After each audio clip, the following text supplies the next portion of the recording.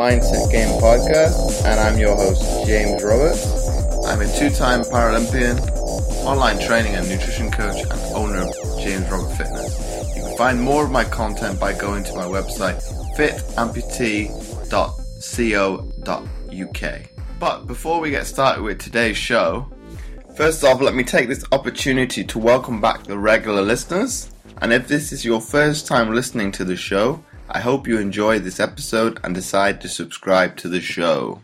And on today's show, I've got Pollyanna Hale, mompreneur, inspiring moms nationwide to lose weight, author of Eat, Drink and Be Slim, How to Eat Normally and Stay Slim. So welcome onto the show, Pollyanna. Hi James, thank you for having me on.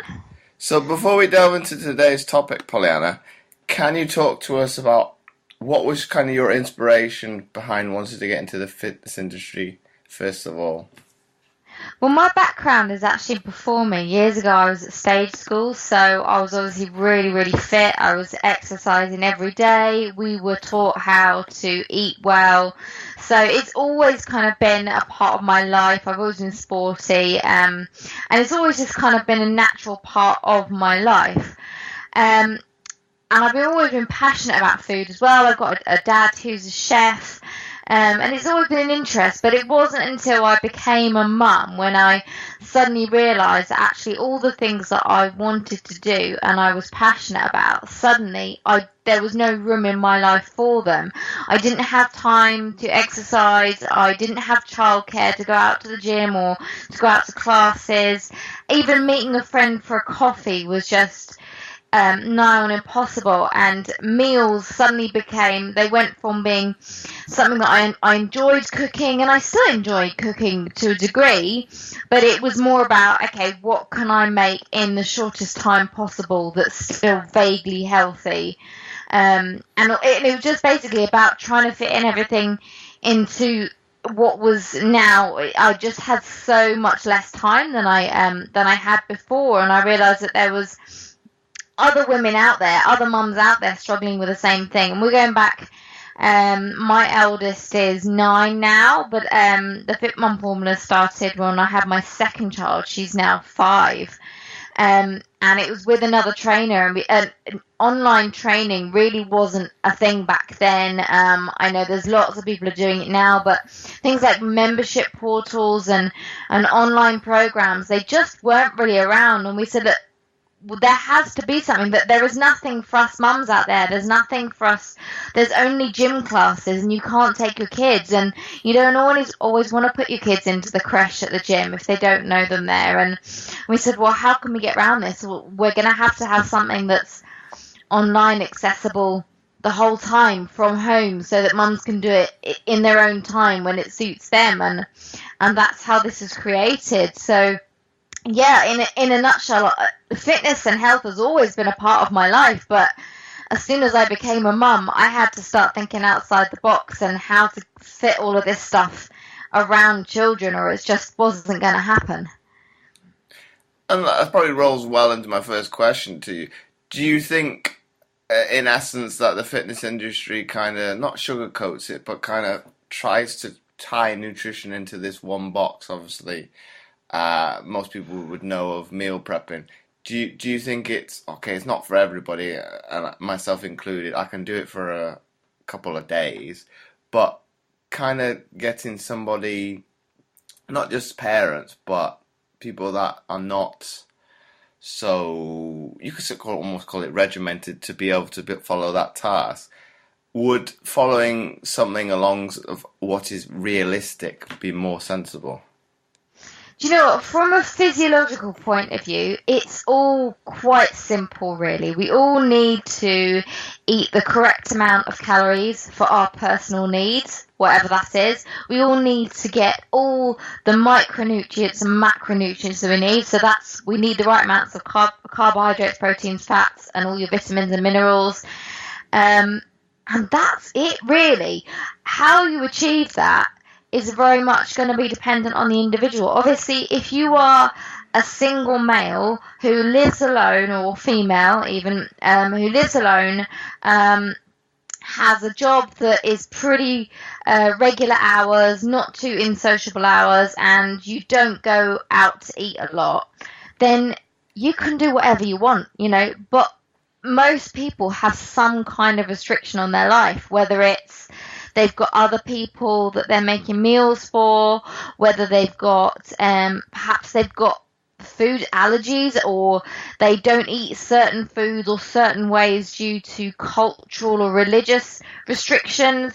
There's so many things that influence how we're going to eat and where we're going to eat and what we're going to eat. There's absolutely no way you can dictate there's going to be one right way for everyone.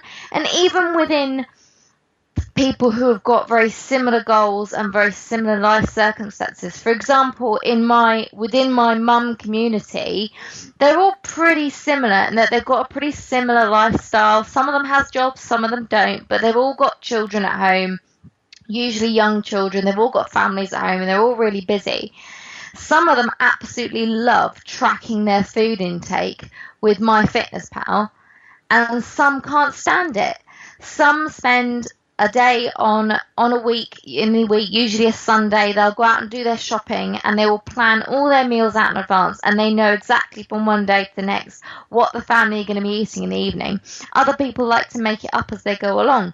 So even with people with very similar lives and similar goals, there's going to be variations just based on what people prefer. So there is no one way, and anyone who says that there is one perfect way is missing the point completely, because even if it was nutritionally perfect, it might not suit that person's lifestyle.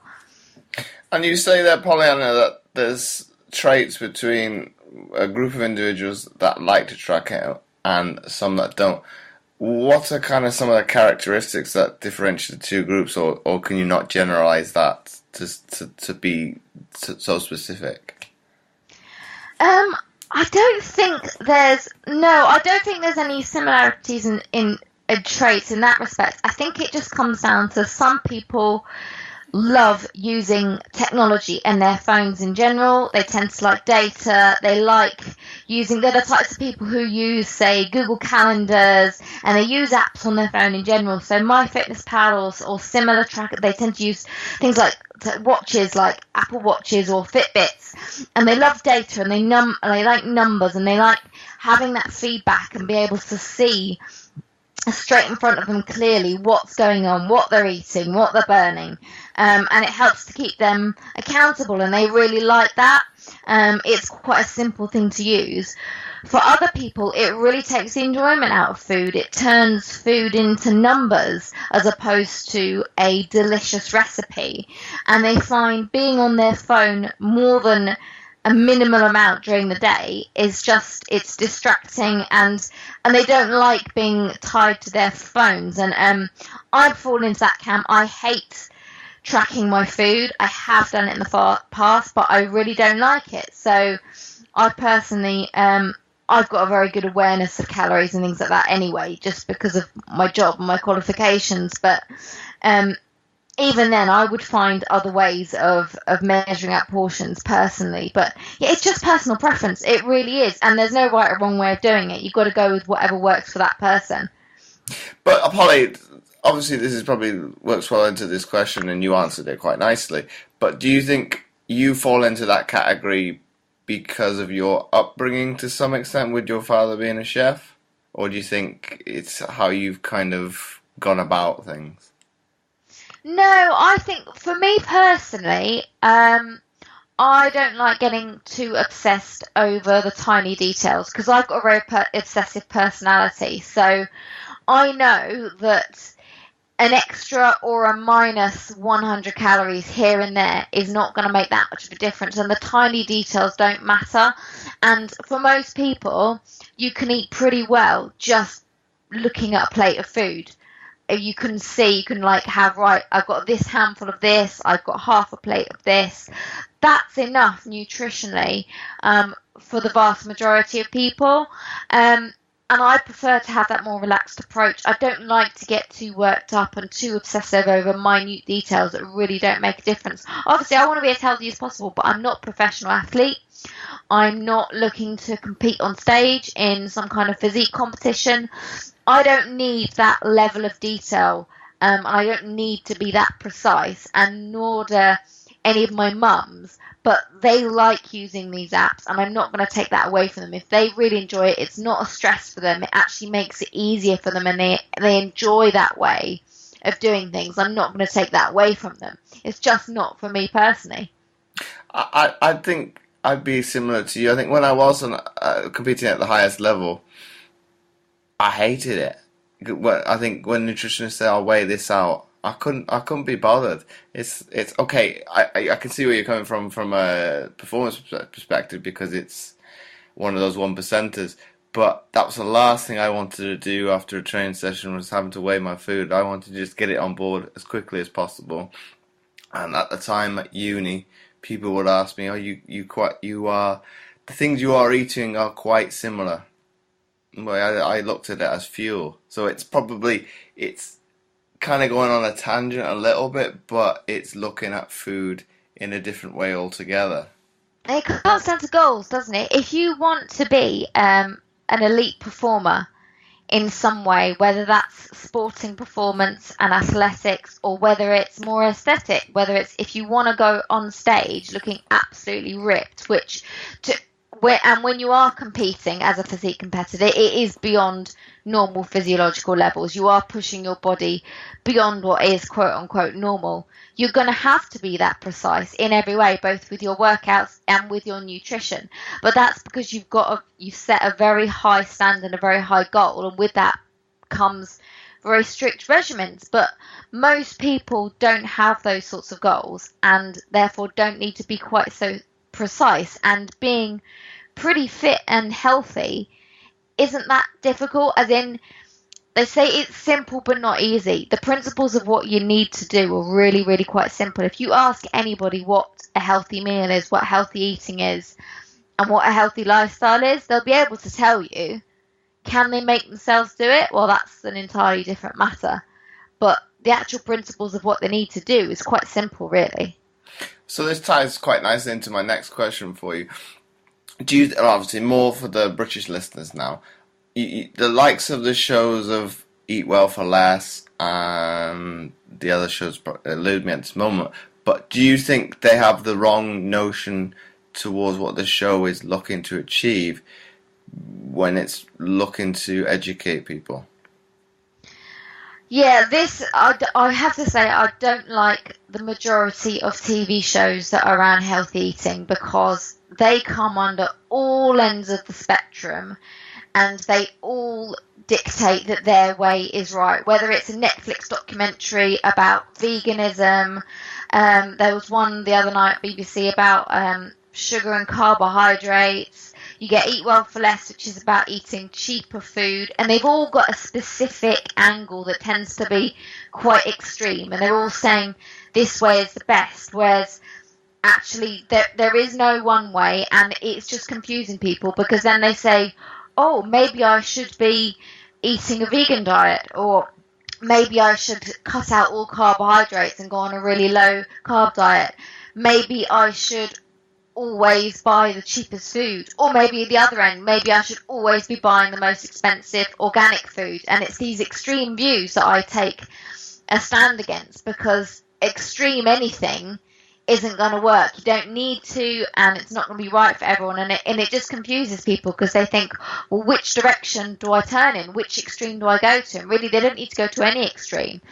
I think the Eat Well for Less one, I think their goal isn't necessarily about nutrition, is it? They're about reducing people's food bills without taking a look at the nutrition. I have seen that show a couple of times, and I don't recall any reference to actual food quality and nutrition. So yeah, I mean, obviously if you're on a super tight budget, you are going to have to think a little bit about how to eat well without spending so much money. But yeah, I would be, if I was on a really, really tight budget, the way I would choose to eat is probably not what they'd be doing on the show. I wouldn't necessarily go for the supermarket branded biscuits and cereal. I would just start eating really cheap but more nutritious foods. Things like dried pulses and beans and legumes that you have to soak yourself, super cheap. Whole grain rice, choosing things like a whole chicken as opposed to lean chicken breasts and cooking a whole chicken works out so much cheaper. And people say to me, they come to me saying, "Oh, you shouldn't eat these fruits aren't good unless they're organic because they've got too many pesticides." And do you know what? I would so much rather you ate budget carrots and blueberries than organic chocolate cake. I really would. They're just missing the wood through the trees, and they're focusing on the minute details without seeing the overall bigger picture of what really, really matters. And I don't care. In fact, this week I've got a challenge running in my group of getting my mums to eat as many fruit and vegetables as possible, and they can eat frozen, tinned, fresh. It doesn't matter. It really doesn't matter as long as they eat them. And I would much rather they eat tons of regular budget, cheap as chips, frozen vegetables than they spent too much money on expensive, unnecessary, like things like superfoods that are just, they're right at the top of the iceberg. They don't need those yet. They just need to get the foundations right. So it's gone as far, really, as the wording of the show is quite misleading. Yeah, what's the official title? Is it Eat Well for Less? I think so. Yeah, I would question the well, personally. I would question the well. And also, I think that some things are worth spending money on. It's all about priorities, isn't it? And yes, there are some people who are on really tight budgets, and they do count every penny. I know that exists. But I've seen countless times of where people say, I can't afford all that. For example, protein. If they're trying to eat more protein, they're trying to eat more meat and fish. They're saying meat and fish is really expensive. And I go, well, yes, it is more expensive than, say, dried cereal and things like that. But there's ways to make it cheaper, as we've spoken about. But yeah, possibly you're going to have to start spending a little bit more money on better quality food. But the same token, they're going, because I've still got to go and pay the rest of my holiday off, or they're spending money on this outfit, or they've treated themselves to this, that, and the other. And I think sometimes I really do think it is a case of priorities. I'm not saying that people shouldn't go on holidays and buy themselves new clothes. But then by the same token, don't say you can't afford good food, because that's a choice you've made. And I'm not criticizing that either. You've got to make your own priorities, but you can't have it both ways. But does it come down to the notion that in general a lot of people don't prioritize their health and well-being? Definitely. I think the consumer culture in general has just exploded. And if you speak to our grandparents, they didn't eat out at restaurants unless it was a really special occasion. They mended their clothes.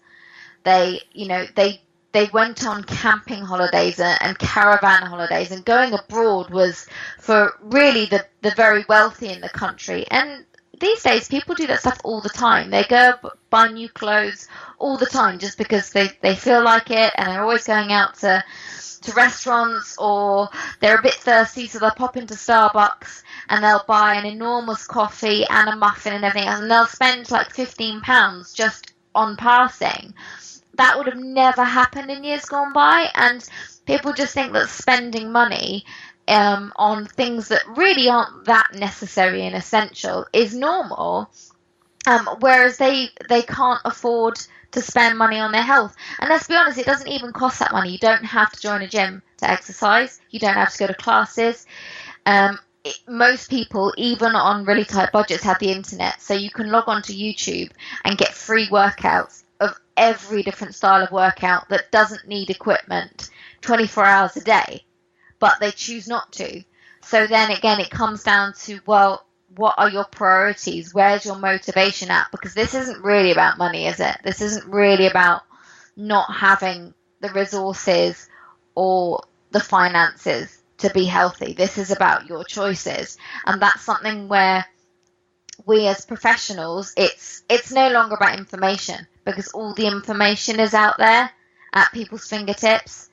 I think where our job now is to motivate people to do the things that they know they need to do, because that's the step that they're struggling with. But how would you go about it? Because everybody's wired slightly differently. How would you go about motivating people? Because some people, what was the question I was asked this week was obviously to do with the temperature we're having at the moment. How can I motivate myself to train? Well, I kind of went to the logical sense. Well, you've got two choices. You can train earlier in the morning or later at night. But it's motivation to do that. Well, it's not really. I wouldn't say that was motivation. I would say it maybe time constraint to some extent. I'd say that's problem solving, and that's actually something that I really enjoy. I really thrive at. I love trying to come up with solutions to problems. So yes, you do come across people who are just so resistant to change, and they'll come up with every excuse under the sun, and whatever you say to them, they'll come back with an answer telling you why they can't do it. And sometimes as a trainer, you have to step back and go, do you know what? This person isn't ready. I can't help everybody, and I am much better off putting my time and energy into people who really are prepared to change and to listen and to be inspired. That being said, motivating people is a skill in itself. There's a great book if anyone wants to learn more. It's called Motivational Interviewing. But in general, motivating people and inspiring people cannot be underestimated, because you as a trainer these days, where people don't need information anymore, what you need to do is learn how to push people's buttons, and there are some things that are going to work for lots of people, and other times you just have to get a conversation going and know when you'll know when you've pushed their button, because they'll suddenly be really enthusiastic and think, right, yes, I can do this. If you tell somebody they need to get up at 5:30 in the morning so that they can work out at 6 a.m. before they go to work, if they're not a morning person, they're going to switch off immediately. They're going to hate you for that, and they're not going to do it, and they probably won't listen to anything else you say either. From there on, they'll just switch off. Whereas if you engage with them and ask them questions, rather than telling them what to do, ask them and say, right, when do you feel most energetic? When do you think you've got half an hour in your day? When would be a good time in your diary to do this? And they'll come back and tell you when will be good for them. And you go, and they've come up with that idea. You haven't told them, they've thought of it, and you're right. So you confirm it to them. You say, right, so you're telling me you will be best working out as soon as you get home from work, before you get on with the evening, before you start cooking the evening meal, helping kids with homework. You just get it over and done with the moment you step in the door, and they go, yes. And you go, right, I want you to put that in your diary, and that is now like a dentist appointment, because people don't miss their dentist appointments, right? They'll go because it's in the diary and they just turn up. So if you did that the same with your workout, whenever it is, you've set that time aside. Nothing else is going to happen in that time because you've set that time aside. The phone rings, people come to the door, whatever happens, emails start pinging in, the kids want something. But no, you've got that appointment in your diary and you've got to stick to it, and everything else can wait. You're not asking for very much time. It could be as little as 10 minutes if you have an effective workout. But it's just prioritizing it and getting it to fit into a way that works in their life, whatever works for them. So I think you really have to go with them. Some people they've got their own preferences. It's the same with food as well. You can't tell somebody you've got to eat this food because it's really good for you. If they can't stand it, they're not going to eat it. So you've got to think, right, you don't like that, what's an alternative? And there's always an alternative. There's always a solution to every single problem. It's just finding it. I mean, I've had people come to me with injuries, so they can't do certain exercises or certain types of exercises. For example, they can't do anything that involves High impact, that means everything like jogging, jumping, anything like that is out the window. So you've got to come up with solutions for that. Perhaps it's a dietary restriction. Maybe they are, we all know in the fitness industry that most people need to eat more protein. Well, if they're a vegan, they're going to struggle with that, and they might be absolutely intent on being a vegan. That's absolutely fine, but we just need to get around that and figure out how they're going to get more protein in as a vegan. I don't believe in problems. I just believe in solutions. And what those solutions are going to be individual to that person, but there is always an answer. And as long as they can see that there's a solution to their problem, then they'll have faith not only in you, but in themselves as well. Because suddenly they're not just seeing a load of problems stopping them do what they want to do and reach their goals. They're now seeing answers and potential realistic solutions to them. I think I've got a great story to go along with the like you said, with food that people don't like. I had a client first start off with me, and I had a sheet for a shopping list, and he was actually in the supermarket sending me a message. Oh, I see that there's fish on the shopping list you've given me. I don't like it, but I'm going to put it in my basket anyway. But then I thought, well, you don't like it. There is other sources of protein that you can have, and there's obviously supplementary things you can have, like fish oil tablets, to solve that possible problem as well. So I was like, you don't have to, and what's the word that's eluding me, put yourself through struggles of eating something you don't like for the sake of it. So I was like, well, don't eat it if it's going to make you hate it and you don't like it. But they kind of tried different types of fish and actually started to enjoy it. So I think opening it up slightly to maybe challenge themselves, probably maybe a stronger word, but they were overcome possibly a fear that they didn't like it, or they've had bad experience with it. But I was kind of, like you were saying, problem solving. Well, if you don't like it, just because it's on a list doesn't mean you need to eat it. And sometimes you're right. Sometimes they do need to push themselves out of their comfort zone. I mean, you have to sometimes, in maybe not so many words, but tell people to grow up a little bit. If they're saying, I don't eat fruit and vegetables, they'll say, I'm sorry, you're an adult, grow up, learn to like them. Sometimes some things in life have to be done. You can't not eat any fruit and vegetables. I once had a lady come to me who was really concerned. She had the same goals as everyone else. She was a mum who wanted to lose weight, tone up, get healthier. She was such a fussy eater, and I mean, she is the fussiest adult eater I've ever seen. It was a bit of a bizarre list of foods, but I said, look, we can do this. We're going to start slowly, and we're going to work with this. And her list of foods was about 10 different foods. Literally, it was something like cheese sandwiches. I think there was beetroot. I think there was something random like melon, and she would eat chicken, and this is basically it.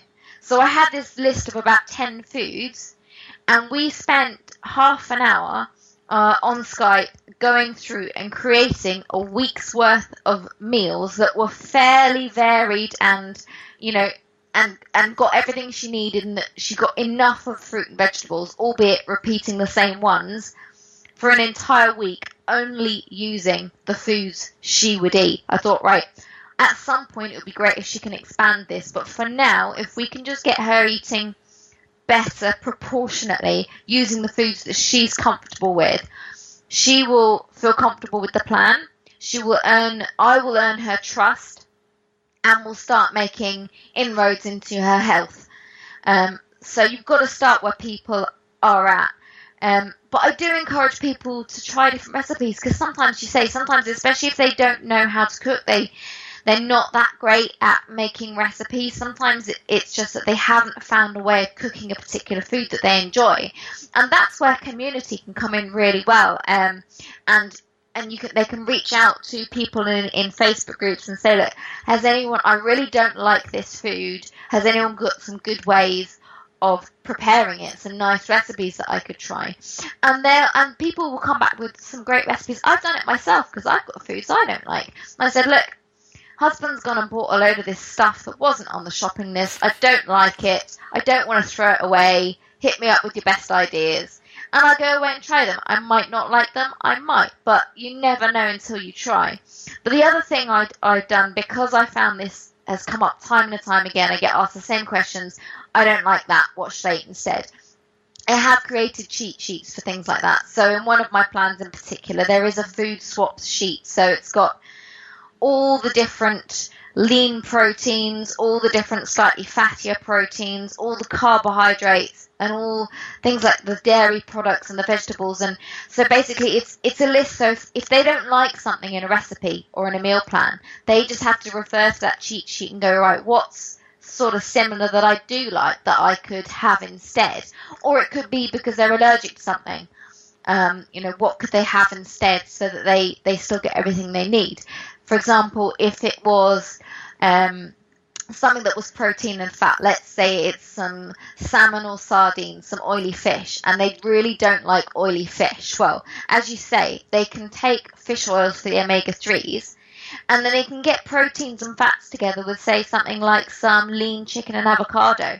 There you're still getting the proteins and the fats, just in a different way to the oily fish, if that's not what they like. Then they can take some omega-3 oils, and now they're pretty much getting what they need in the same way, but with foods that they like. So because that was a repeat problem that kept coming up, I came up with a solution for it so that people didn't have to keep coming to me saying, what can I have instead of that? I don't like that, don't like that, don't like that. And to be honest, I got tired of answering those questions all the time. I thought, well, if I create this cheat sheet, it's a lot easier for me able to answer the question, and also they'll have the same answers to all the times they're going to ask me the same question in future for all the other foods they don't like as well.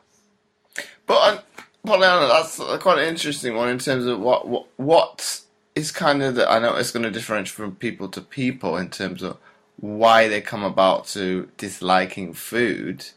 But for you personally, what are some of the underlying factors for you as to why you don't like foods? Well, I don't like foods.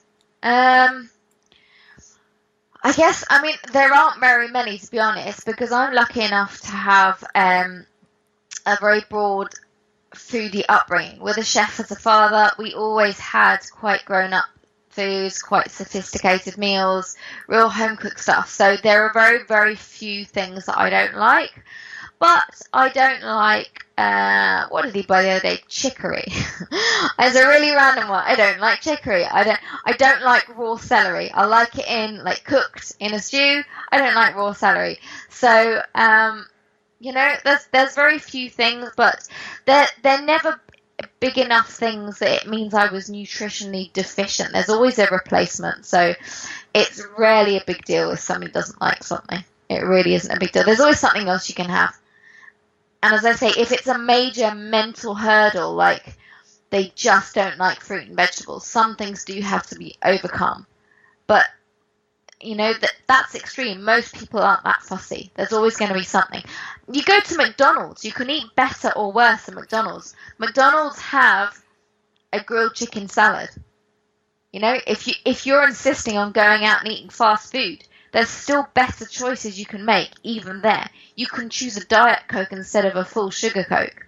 It's little changes that really, really do add up. I could go anywhere in the world and eat well. Absolutely anywhere in the world. I'm going to a wedding this weekend. It's a buffet, so I don't know the exact menu, but it will be a typical buffet. It'll be sandwiches, it'll be quiche, pizza, stuff like that. And I know that I will be able to make choices. I don't have to look at that and go, oh, well, I may as well not bother then. I may as well just eat everything in sight because there's nothing perfect here. Rather than looking at how can I be perfect, I'll go, well, how can I make the best of what is at my disposal here? What can I do? What can I have that's better? That's not to say I don't allow myself treats, but I do like feeling good. I like feeling healthy. I don't like feeling sluggish and bloated and tired and groggy. I like having energy, and that does mean eating well. So even when there's an abundance of treat foods available, I'm not inclined to eat them till I feel sick because I don't want to feel bad. I want to feel healthy. So would you agree that you are kind of more leaning towards kind of an 80-20 approach towards people's nutrition? Definitely, always. There's no such thing as perfect. If you try and be perfect, you will fail. And even if you were able to be perfect all the time, I mean, you've got to get some perspective. Life is for having fun as well.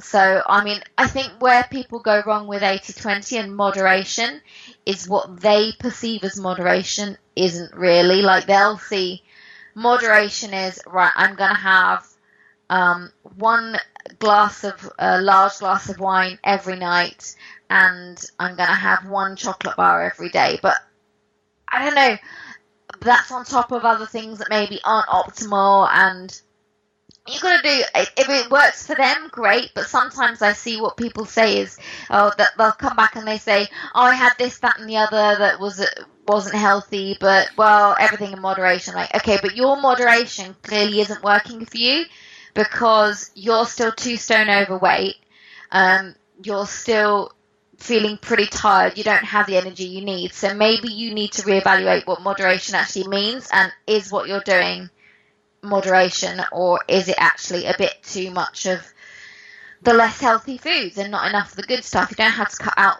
the unhealthy foods completely, but we just need to readdress the balance. Well, also, Paulina, you probably agree with this a little bit, it's substituting the likes of, you brought up earlier, with, say, going to Starbucks, Costa, you name it, whatever coffee shop you can think of under the sun, and replacing that with, say, the likes of, well, the better choice would be water, but a liquid in somewhere closer to that. Yeah, I mean, this comes down to, I think people go onto autopilot, because when you really delve deep and you ask them questions, you go, right, which has more calories in? What's better for you? What's more nutritious? What's going to be more helpful when you're, for example, trying to lose weight? Is it the Frappuccino and the muffin? And they'll tell you, oh, no, it's not, is it? But they're so on autopilot when they go in there. They'll get their lattes, their cappuccinos, their hot chocolates. They'll get a piece of cake while they're in there as well. And it's just because that's what they do, because that's like the Starbucks culture. Whereas if we can go, look, I love Starbucks, okay? I absolutely love Starbucks. And it's my truth. I don't often go, mostly because I don't get a chance. I'm not generally out and about in towns, but whenever, for example, I'm up in London working, I'll always dip into Starbucks. And what I like is an Americano with their sugar-free syrups, because that to me tastes a little bit like a treat, but yeah, it's very low calorie. And it's just showing people that you don't have to do the default of what you've always done. You know, there's ways of feeling like you're having a treat without completely steering away from what's going to help you reach your goals. And my final question for you, Pollyanna, before we wrap up the episode.